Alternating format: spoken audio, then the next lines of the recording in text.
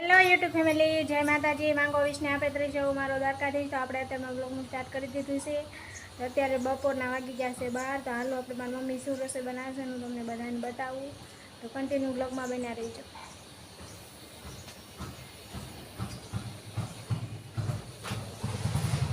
Mummy શું કરવા માંડ્યા? રોટલા કરવા લાગી છે. જો આટલા કંઈક રોટલા થઈ જાય.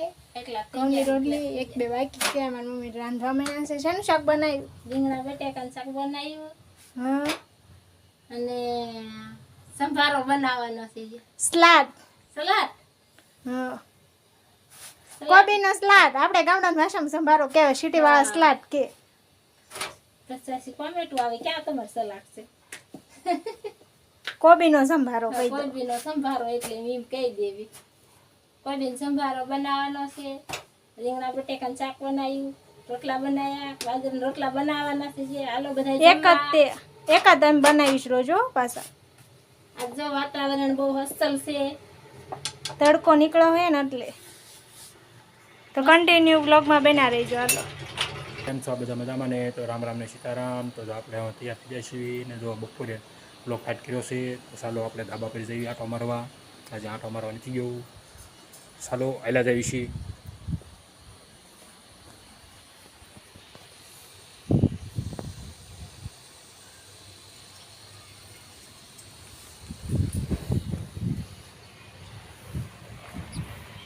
બપોર ચડી ગયા, ફૂલડાઈ કડમાઈ ગયા છે. અહીંયા ગોલડું છે તો શકલ્યા એક કબૂતર બેઠું છે. જો અહીંથી કેટલું પાણી દેખાય છે તળાવમાં જોઈ.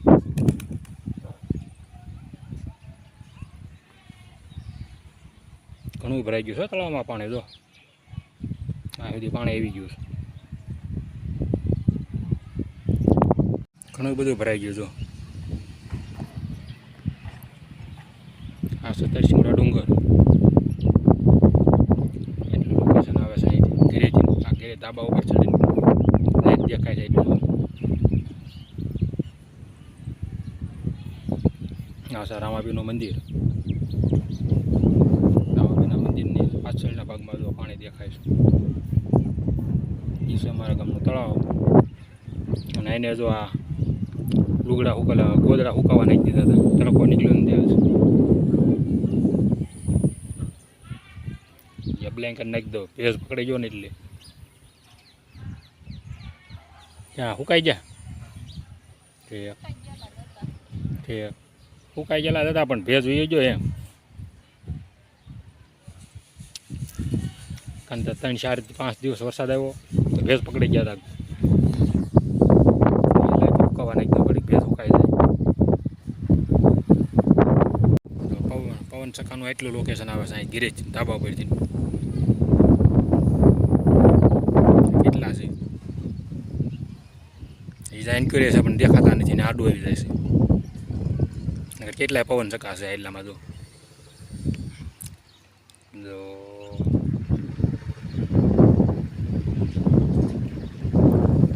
એનું બા બરોબર નથી દેખાતા. તડકો છે એટલે નથી દેખાતા, નકર તો ખરા દેખાય ને. આવડા પવન ચક્કા વાવડે પાસે રહી નથી દેખાતા. લેસન કરવા આવી ગયા ને? પાકું કરવાનું છે તારે. તને નથી લેસન આપ્યું? તો શું કરે? મીઠો માવો અને ચોકલેટ. કોનો બર્થડે હતો આજે? તમારે? વિયો ગયો. ઠીક, મણો લેસન કરવા મણો. હાલો પાકું કરવા મણો. સ્લો કયા આપ્યા?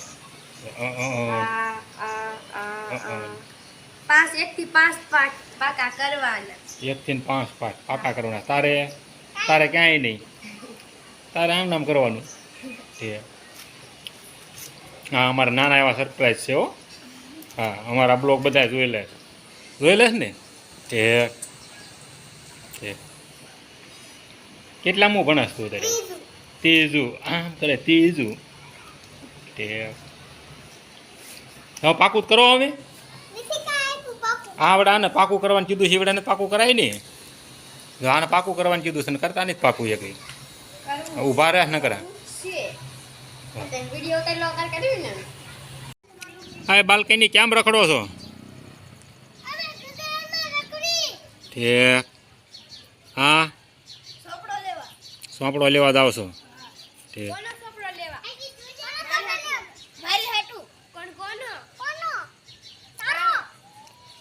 ઠીક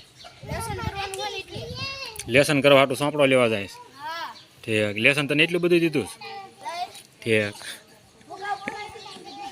ઠીક હાલો યુટ્યુબ ફેમિલી, તો અત્યારે વાળો ટાઈમ થઈ ગયો છે, તો હાલો આપણે જોવા જાય મારી મમ્મીએ રસોઈમાં શું બનાવ્યું છે. તો હાલો કન્ટિન્યુ બ્લોગમાં બના રહીજો, હું તમને બધાને બતાવું મારી મમ્મીએ શું બનાવ્યું છે. અમારા દેવાંશી બેન છે ને જો દૂધ લઈને આવી ગયા. હમણાં એમ કહેતા હતા એમ સવાણું બનાવ્યું છે, ખાવા આવજો. બોલાયા જ નહીં. બનાવ્યું છે, બધા આવશો તો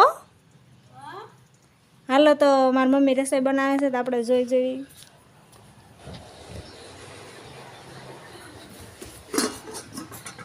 એક જો દૂધીનું શાક બનાવી નાખ્યું છે. એમ કોઈ કોમેન્ટ ન કરતા કે આટલું વખત કેમ દૂધીનું શાક બનાવે, કારણ કે મારા ઘરમાં કોઈ દૂધીનું શાક ભાવતું નહીં. એટલે આ બનાવી છે ખીચડી. મારી મમ્મી જ રોટલી બનાવે છે. હાલો હું તમને બધાને બતાવું. જો રોટલી બની ગઈ. મમ્મી આજ કેમ બાજરાનો રોટલો નથી બનાવવાનો?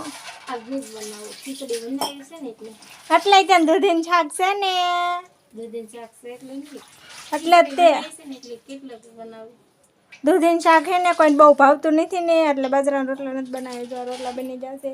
અને આમાં દેનું જો અહીં ભીસકા દેનું દેનું છે ને, જો આ મેં ગિફ્ટમાં આપ્યું હતું. દેનું છે ને બર્થડે ગિફ્ટ આપ્યો ને ત્યાં દૂધમાં બધું નકરું પેટ જ કરે. જો આ ડોક્યુ બર્થડે ગિફ્ટમાં આપ્યું હતું.